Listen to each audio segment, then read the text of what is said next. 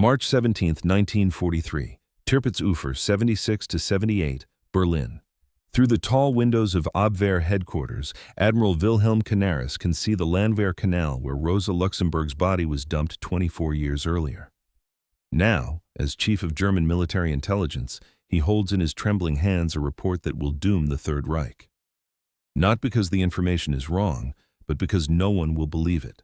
The report states that Ford Motor Company's Willow Run plant is producing one complete B-24 Liberator bomber every single hour. The B-24 Liberator.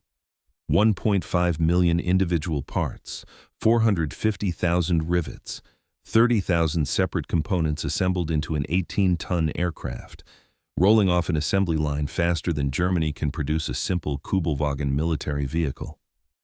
Major Friedrich Wilhelm Heinze, standing at attention before Canaris's desk, has triple-checked the intelligence. The numbers remain the same. And both men know what this means.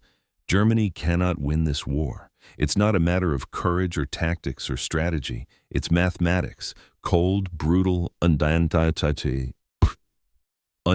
mathematics. But here's what makes this story truly devastating. This isn't a story about American ingenuity or industrial might. We know America won. This is a story about something far more chilling.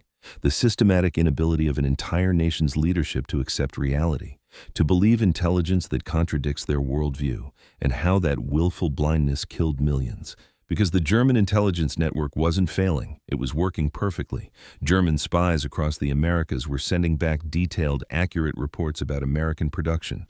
Photographs, documents, eyewitness accounts from dozens of independent sources. The intelligence was flawless. It was the acceptance that was catastrophic. And that failure started 2 years earlier, with laughter. If you find our content valuable, we kindly encourage you to support the channel by subscribing and liking the video. Now, let's return to the story. 1941. Luftwaffe General Karl Koller presents Hermann Göring with reports from the German military attaché in Washington. The reports state that American aircraft production is approaching 2,000 planes per month. Göring literally laughs. Not a chuckle, not a polite dismissal. He throws his head back and roars with laughter. Americans, he declares, can only build refrigerators and razor blades, not military aircraft. 4 days after Pearl Harbor, Göring stands before Hitler at the Wolf's Lair and makes a prediction that will haunt him to his grave. Quote, "The Americans are bluffing. Their democracy makes them weak. Their mongrel population makes them inefficient. Their Jews make them corrupt." End quote. Hitler nods in agreement. The racial ideology they've built their entire regime upon demands this conclusion. Democracy is weak. Racial mixing creates inefficiency. Women belong in the home. Therefore, America cannot possibly compete with the organized power of the Third Reich. It's not just a military assessment, it's a religious belief. And like all religious beliefs held by fanatics, it's about to collide catastrophically with reality. By March 1943, German intelligence networks across the Americas are drowning in reports that defy every assumption of Nazi ideology. The reports come from everywhere.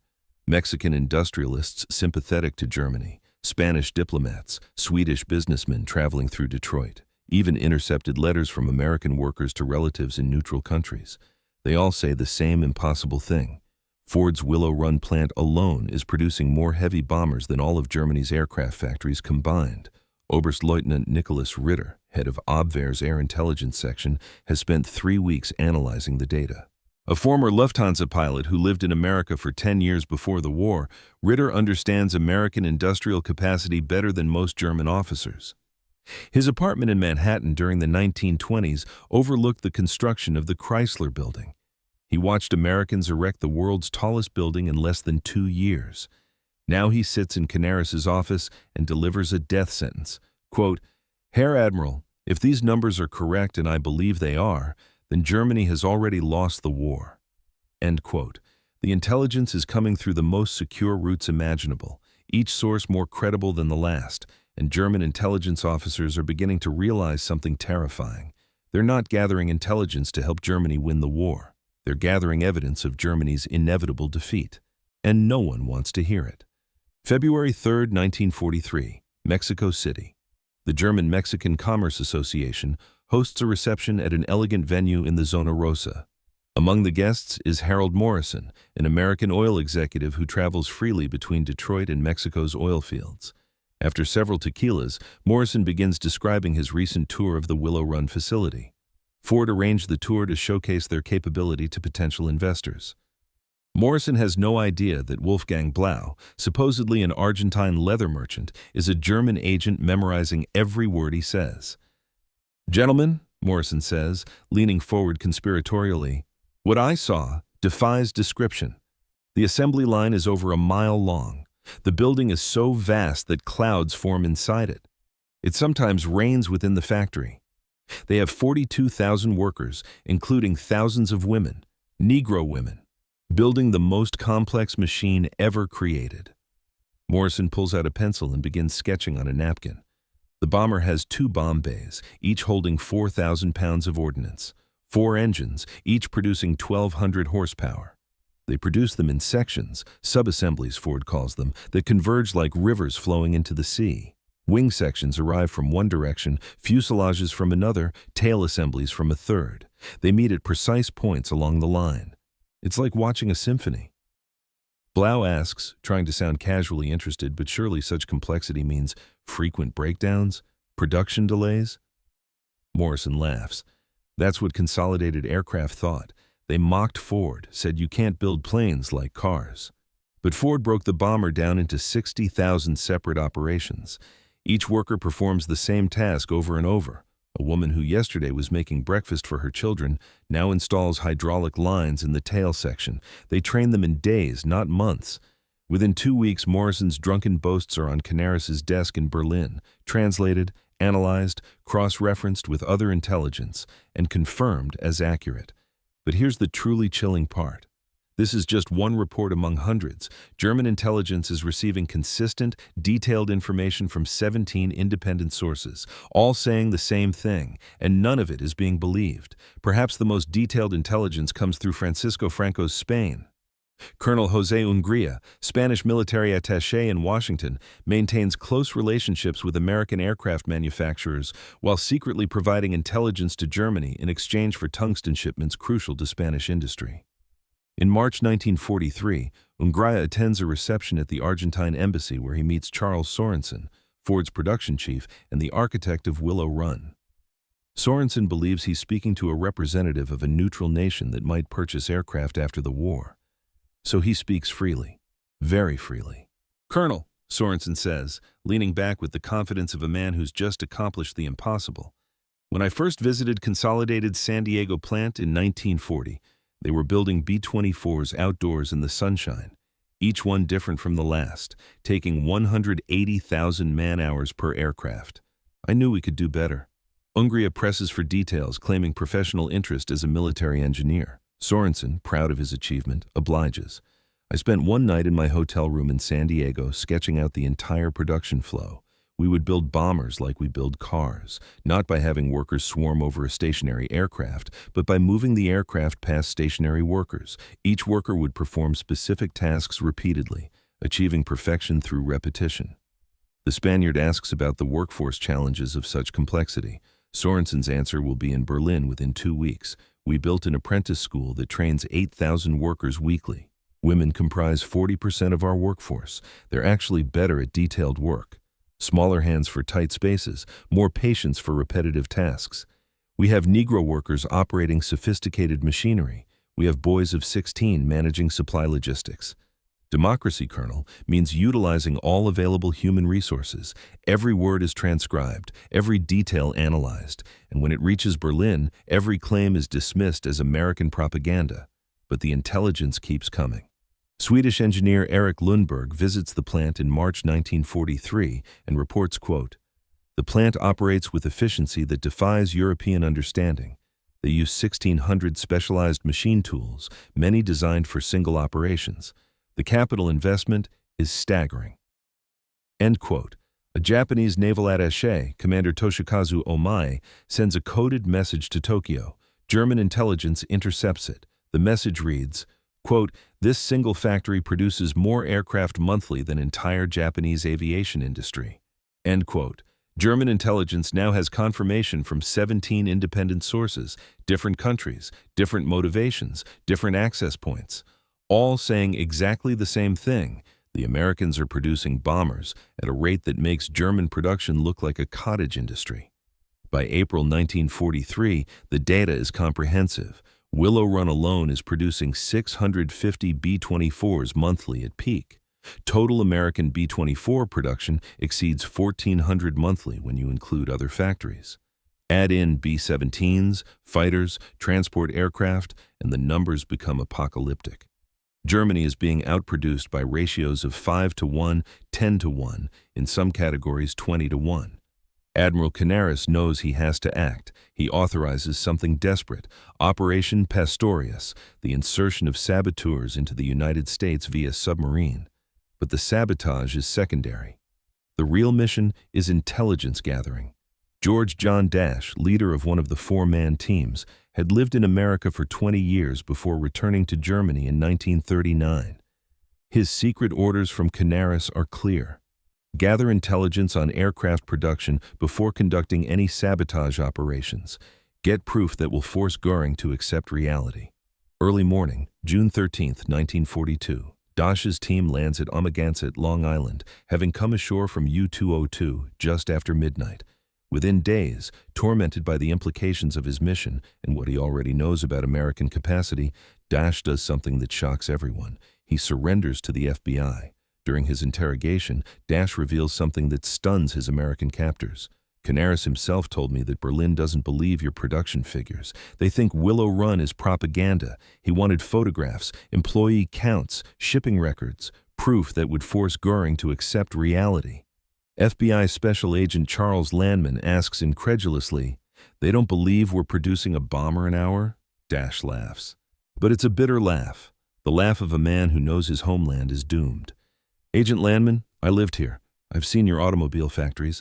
I tried to tell them that if Ford could produce a car every minute before the war, they could certainly produce a bomber every hour during it. They accused me of being defeatist. Think about that for a moment. A German saboteur sent to America to cause destruction instead surrenders and tries to convince his interrogators that his own country refuses to believe the truth. It's almost too absurd to be real. But it happened. And it's about to get worse. April 20th, 1943. Hitler's 54th birthday. Canaris is summoned to Carenhall, Göring's ostentatious hunting estate north of Berlin. This meeting will become legendary among German intelligence officers. Not because of what was revealed, but because of what was rejected.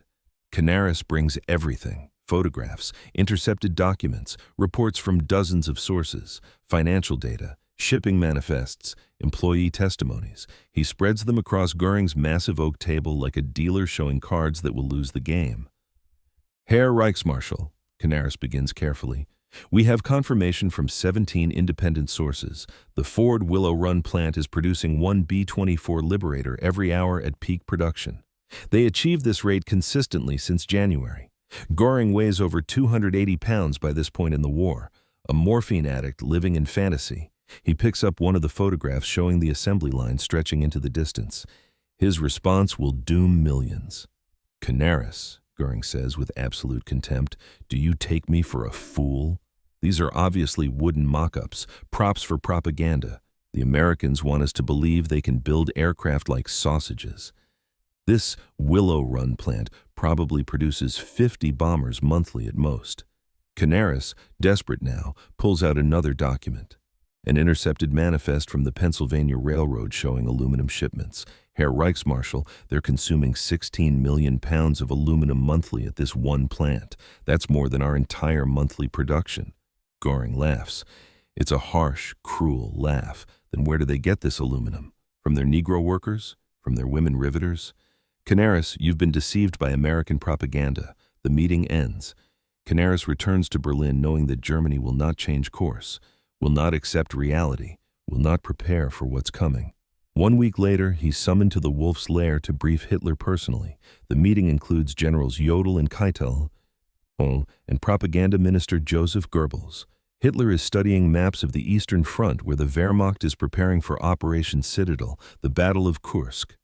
He listens impatiently as Canaris presents the intelligence. Mein Führer, Canaris says, knowing he's risking his life with every word, if the Americans are producing 1,400 B-24s monthly, plus equal numbers of B-17s, plus their fighter aircraft, plus British production, the aerial bombardment of the Reich will soon exceed our defensive capabilities. Hitler's response is pure ideology. Admiral, the Americans are capable of mass production of simple goods, automobiles, refrigerators. But a bomber is not a car. It requires precision, skill, dedication. When it took us 6 years to prepare for war, they claim to have achieved this in 16 months. It's impossible. General Jodl, one of the few men in the room with actual military competence, studies Canaris's figures and makes a calculation. Even if we accept 1/4 of these figures as accurate, the implications are, the figures are false, Hitler interrupts. The Americans entered the war in December 1941. Building this miraculous factory and achieving this production in such time is impossible. The meeting ends. Germany's leadership has spoken. Reality will not be accepted. What Canaris doesn't tell them, what he can't tell them, is that he has something even more damning. Film footage. Actual movie film of Willow Run in operation, obtained through American intelligence contacts in Switzerland. The film, smuggled via Spanish diplomatic pouches, shows 5 minutes of the assembly line in full operation. That night, Canaris and his deputy Hans Oster watch the film in a locked room at Abwehr headquarters. The camera travels along the entire mile-long assembly line. B-24s in every stage of construction move past at steady pace. Workers, men, women, black, white, perform tasks with mechanical precision. A clock visible in several shots confirms the timing. 1 bomber, every hour, exactly as reported. My God, Oster whispers. It's true. Canaris lights the film with his cigarette lighter, watches it burn, watches the proof of Germany's defeat turn to ash. We cannot show this to them, he says quietly. They would accuse us of creating fake footage or being traitors. Let me explain what just happened. The head of German military intelligence, a man whose job is to inform leadership of reality, just destroyed evidence because he knows that evidence will get him killed. Not because the evidence is false, because it's true. That's how deep the ideological blindness runs. The Nazis would rather execute their own intelligence chief than accept information that contradicts their worldview.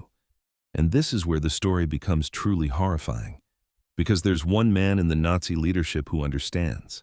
One man who looks at the numbers and realizes what they mean, and he can't say a word. Dr. Albert Speer, Hitler's armaments minister, the only Nazi leader with genuine understanding of industrial production. Speer secretly obtains the American intelligence reports, studies them, analyzes them, and realizes Germany is doomed. His diary entry for May 15, 1943, discovered after the war, reveals his despair. Quote, "If the Willow Run figures are even half accurate, we face not defeat, but annihilation. They produce more aircraft in a month than we do in a year, but I cannot speak this truth." End quote. Think about that. The man responsible for German war production knows his country cannot win, knows it with mathematical certainty, and cannot tell anyone because the truth itself has become treason. Dr. Otto Ohlendorf, head of SD Inland and a trained economist, analyzes American economic data for Himmler. His report in December 1943 is stark. Quote, "The Ford Motor Company's peacetime production in 1941 was 1.1 million vehicles. They have converted this capacity to bomber production." End quote. Every single day, Germany's entire blitz, every day, the mathematics are screaming at them.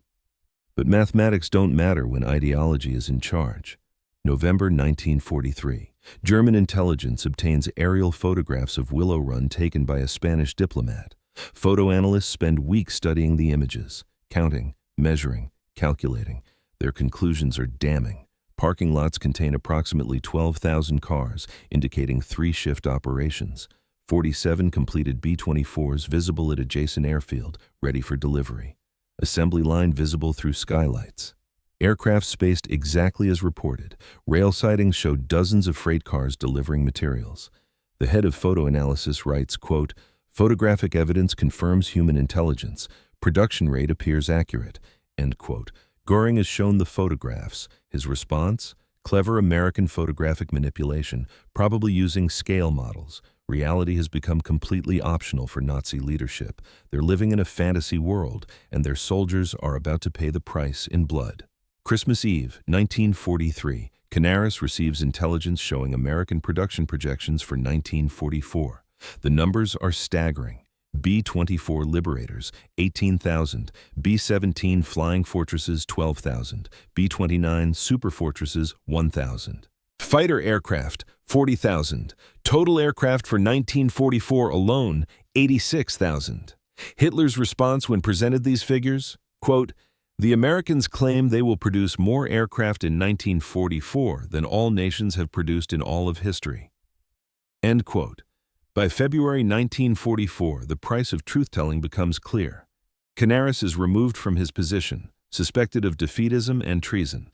His replacement, Walter Schellenberg, is a Nazi loyalist who will never dare contradict Hitler or Göring.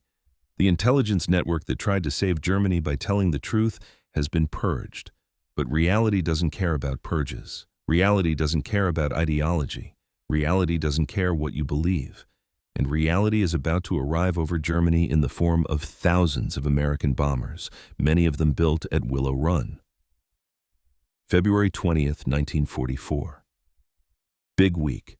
The American 8th Air Force launches Operation Argument. Over 1,000 heavy bombers attack German aircraft factories. In 6 days, they drop more bomb tonnage than the Luftwaffe dropped on Britain during the entire Blitz. Luftwaffe fighter pilot Adolf Galland stands before Göring and says something that should have been said years earlier. "Herr Reichsmarschall, I've counted over 800 bombers in a single formation. These planes are real, and they're dropping real bombs." Göring has no response. What can he say? The intelligence he dismissed as propaganda is now dropping high explosives on German cities. June 6, 1944. D-Day. Over 11,000 Allied aircraft appear over France. 11,000. The Luftwaffe musters fewer than 300 fighters in response. Field Marshal Hugo Sperle sends a desperate message to Berlin. Quote, "The enemy's aerial superiority is absolute. Our intelligence was correct." End quote. Let that sink in. We were deceived not by the Americans, but by ourselves. The most accurate statement about German intelligence failure ever made. They had the truth. They rejected it. And now millions are dying because of that rejection. By April 1944, Willow Run achieves its peak production rate. That month, employees working 2 9-hour shifts 6 days a week produce 453 airplanes in 468 hours. One finished B-24 Liberator every 63 minutes. The plant employs 42,331 workers, including 11,000 women, 26% of the workforce. 3,800 African Americans, 9% of the workforce. 1,200 disabled workers, 3% of the workforce. This demographic breakdown would have shattered Nazi racial ideology completely. The inferior races and weaker sects were outproducing the German master race by orders of magnitude. But by now, it doesn't matter what Nazi ideology says. The bombers are real. The destruction is real. And Germany is being systematically demolished from the air by an industrial power they refused to believe existed. After the war, surviving German intelligence officers reveal the full scope of the failure at Nuremberg. Walter Schellenberg testifies, quote, "We knew the truth about American production by early 1943. Every professional intelligence officer understood the numbers were accurate." End quote. Hans Bernd Gisevius writes in his memoirs, quote, "The tragedy was not that we lacked intelligence about American production, we were drowning in it." End quote. Think about that statement. We were drowning in intelligence. The problem wasn't information, it was belief. The German intelligence officers who tried to report the truth paid the ultimate price. Admiral Wilhelm Canaris, executed April 9, 1945, at Flossenburg concentration camp. Hans Oster, executed April 9, 1945, at Flossenburg concentration camp. Alexis von Raen, executed October 1944 for involvement in the July 20th plot against Hitler. Hans Bernd Gisevius escaped to Switzerland and survived the war. These men tried to save Germany by telling the truth, and they were murdered for it. The United States Strategic Bombing Survey confirmed after the war what German intelligence had been reporting since 1943. Willow Run produced 8,685 B-24s between 1942 and 1945. Peak production was 650 aircraft monthly. The hourly rate was sustained for months. Total cost per aircraft dropped from $238,000 to $137,000 through mass production efficiency. Albert Speer, in post-war interrogation, was asked a simple question. Why didn't Germany believe the intelligence about American production? His answer is chilling. Quote, "To accept that Ford could produce a bomber every hour was to accept that our entire worldview was wrong. That democracy wasn't weak but strong. That racial mixing didn't create weakness but strength. That women could do men's work. It would mean accepting that we had started a war we could never win." End quote. Let me emphasize this. Accepting the truth about Willow Run meant accepting that everything the Nazis believed was a lie. Their racial theories, their contempt for democracy, their belief in German superiority. All of it would come crashing down, so they chose to reject reality instead, and millions died because of that choice. Rose Will Monroe, the real-life inspiration for Rosie the Riveter. She operated a rivet gun on the B-24 production line at Willow Run. She and thousands of women like her had never worked in industry before Pearl Harbor. In a 1984 interview, Monroe reflected on those years. Quote, "We knew we were building something important. Every rivet we drove was going to help end the war. We worked double shifts sometimes, sleeping in the parking lot between shifts. We had brothers, husbands, sweethearts flying these planes." End quote. These women, dismissed by Nazi ideology as inferior and incapable, built the weapons that destroyed the Third Reich. The irony is almost unbearable. The very people the Nazis claimed were weak, Negro workers, women, disabled workers, proved stronger and more capable than the master race. Not through propaganda, through production, through results, through bombers that actually flew and actually dropped bombs. The failure to believe intelligence about Willow Run had catastrophic consequences that rippled through every aspect of Germany's war effort. Fighter production. Germany continued producing bombers until late 1944, when they should have been building fighters to defend against the Allied air armada. Resource allocation. Resources were wasted on wonder weapons, jet fighters that came too late, V-2 rockets that accomplished nothing strategically, instead of practical defenses against the bomber streams that were destroying German cities. Strategic planning. Operations were planned for facing hundreds of bombers, not the thousands that actually appeared. Diplomatic failures. Peace overtures were delayed because German leadership didn't understand they faced certain defeat. Had they accepted the intelligence in early 1943, they might have sought peace while they still had some bargaining power. Instead, they fought on for 2 more years, killing millions more in a war they'd already lost. German economists analyzing captured American documents after the war realized the true scale of what they'd faced. Willow Run cost $200 million to build and equip. Germany's entire aircraft industry investment from 1933 to 1945 was equivalent to $400 million. One American factory cost half of Germany's entire aircraft industry investment over 12 years. Willow Run's floor space was 3.5 million square feet. All German aircraft factories combined totaled 8 million square feet. One factory was nearly half the size of Germany's entire aircraft industry. Willow Run's electrical consumption was 2.5 million kilowatts monthly. The Americans had built a single factory consuming more electricity than entire German cities. The scale is almost incomprehensible. But the numbers don't lie. The final accounting, revealed at war's end, shows the true extent of American industrial dominance. Total B-24s produced 18,188. Willow Run built 8,685 of them, nearly half. Total B-17s produced 12,731. Total American aircraft produced 1940 to 1945, 333,717. Total German aircraft produced 1940 to 1945, 94,700. The United States produced 3.2 times more aircraft than Germany while simultaneously fighting a 2-ocean war against Germany and Japan. Think about that.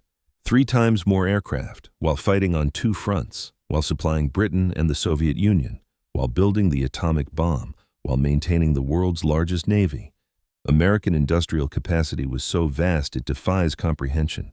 Historians today call the German intelligence failure regarding American production one of the most consequential in military history.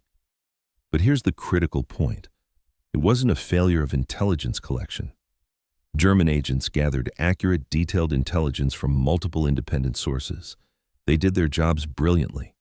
It was a failure of acceptance, a failure of leadership, refusing to believe intelligence that contradicted their ideological worldview. Dr. Gerhard Weinberg, one of the world's leading World War II historians, concluded, quote, German intelligence accurately assessed American production capacity by early 1943. End quote. 2 years earlier. Think about what that means. The Holocaust continuing for 2 more years, the Eastern Front battles, the destruction of German cities, the deaths of millions of soldiers and civilians.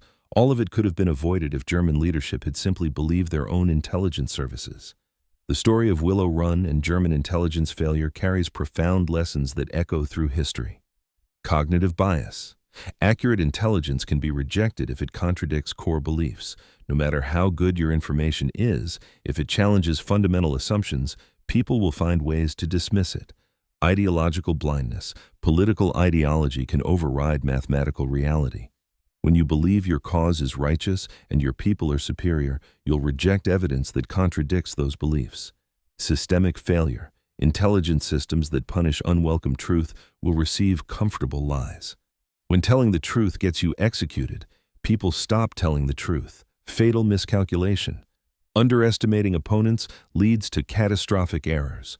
The Nazis assumed American democracy was weak. That assumption killed them. At the 1985 dedication of the Yankee Air Museum at Willow Run, something extraordinary happened. Former Rosie the Riveter. Rose Will Monroe met former Luftwaffe pilot Hans Ulrich Rudel. Imagine that meeting, the woman who built the bombers, the pilot who flew against them. Rudel asked her a simple question. How did you build so many so fast? Monroe's answer captures something essential about democracy. Quote, honey, we just went to work every day and did our job. Nothing fancy, just punch in, build bombers, punch out. Democracy isn't complicated. End quote. Rudel responded with remarkable honesty. Quote, we were told democracy made you weak, that your diversity made you inefficient. We were told lies. End quote. From the mouth of a German combat veteran. We were told lies, and those lies killed millions. In the ruins of Berlin, May 1945, American intelligence officers discovered something haunting. A final German intelligence report on Willow Run, dated April 20, 1945, Hitler's last birthday. 10 days before his suicide, the report reads, quote, Willow Run production confirmed. We reported this truth 2 years ago. We were not believed. Germany dies not from lack of intelligence, but from lack of wisdom to believe intelligence that contradicts what we wish to be true. Let future generations learn. Reality does not bend to ideology. Mathematics does not yield to mythology. End quote. The report was never delivered. By the time it was written, Hitler was in his bunker. The 1,000-year Reich had days to live. And thousands of American bombers, many built at Willow Run, were delivering the final argument that German intelligence had tried to make 2 years earlier. The verdict of history is absolutely clear. German intelligence was excellent. German intelligence officers were skilled, dedicated, and accurate. They gathered comprehensive information about American industrial capacity. They analyzed it correctly. They reported it faithfully. But German intelligence acceptance was catastrophic. The leadership refused to believe, refused to accept, refused to act on information that contradicted their ideological worldview. And that refusal killed millions. In that failure to believe uncomfortable truths lies a warning for all nations, in all times. Reality doesn't care what you believe. Reality doesn't care about your ideology. Reality doesn't care about your propaganda. Reality doesn't bend to your worldview. Those who deny reality in favor of ideology will ultimately be destroyed by it. Not might be destroyed, will be destroyed. It's a mathematical certainty. Willow Run built more than bombers. It built proof that democracy works, that diversity strengthens rather than weakens, that freedom produces more than tyranny. that women can do what men said was impossible, that people of all races can work together to accomplish extraordinary things. German spies counted them all, photographed them, documented them, reported them. German leaders believed none of it. And that disbelief killed the Third Reich as surely as any bomb dropped from a Willow Run-built B-24. The factory still stands today, partially, a monument to what free people can accomplish when their nation is threatened, a monument to the power of democracy over dictatorship, a monument to reality over ideology, and a monument to the intelligence officers, German and American alike, who understood that truth matters, that reality matters, that numbers don't lie, even when those numbers tell you that your world is ending. The men who tried to warn Germany paid with their lives. Canaris, Oster, von Roen, executed for the crime of telling the truth. Remember their names, because they represent something universal, the courage it takes to speak truth to power, the price paid when power refuses to listen, and the catastrophic consequences when nations choose comfortable lies over uncomfortable truths. That's the real story of Willow Run and German intelligence, not American industrial might, though that was real, not German intelligence failure, though that's how it's often framed, but something deeper and more frightening. The story of how an entire nation's leadership chose to believe what they wanted to believe, ignored what they needed to know, and led millions to death because reality didn't match their ideology. It happened then. It can happen again, will happen again, if we don't learn the lesson. Reality doesn't negotiate, and truth ignored becomes tragedy.